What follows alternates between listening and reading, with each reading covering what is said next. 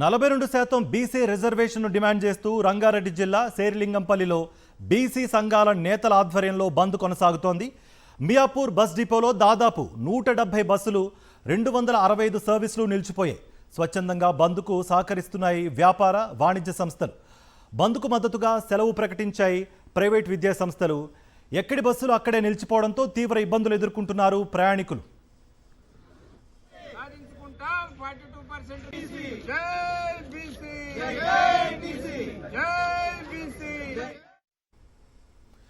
బీసీలకు 42% రిజర్వేషన్లు అమలు చేయాలని డిమాండ్ చేస్తూ హైదరాబాద్ అంబర్పేటలో కాంగ్రెస్ నేతలు భారీ ఎత్తున బైక్ ర్యాలీ తీశారు.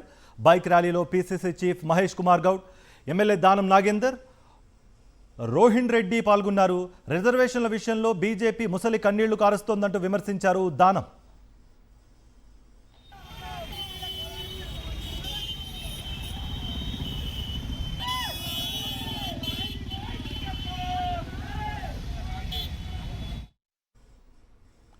పెద్దపల్లి జిల్లా రామగుండం పారిశ్రామిక ప్రాంతంలో బంద్ ప్రశాంతంగా కొనసాగుతోంది.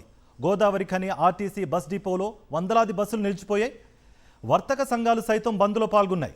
బీసీలకు హక్కుగా రావాల్సిన రిజర్వేషన్లను వెంటనే అమలు చేయాలని బీసీ సంఘాల నాయకులు డిమాండ్ చేశారు.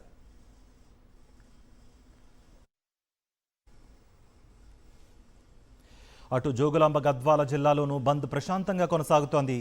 బంద్కు గద్వాల ఎమ్మెల్యే బండ్ల కృష్ణమోహన్ రెడ్డి మద్దతు తెలుపుతూ బంద్లో పాల్గొన్నారు. కార్యకర్తలతో కలిసి బైక్ ర్యాలీ నిర్వహించి ప్రజల్లో ఉత్సాహం నింపారు బండ్ల కృష్ణమోహన్ రెడ్డి. బీసీలకు సరైన న్యాయం జరిగేంత వరకు బీసీ సమాజానికి అండగా ఉంటానని అన్నారు బండ్ల కృష్ణమోహన్ రెడ్డి.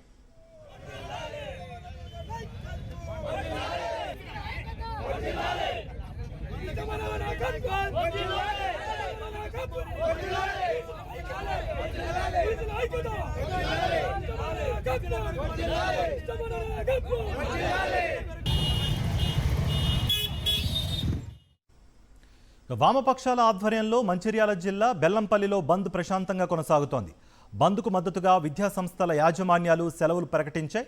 ఎలాంటి అవాంఛనీయ ఘటనలు జరగకుండా పోలీసులు భారీ బందోబస్తు నిర్వహిస్తున్నారు.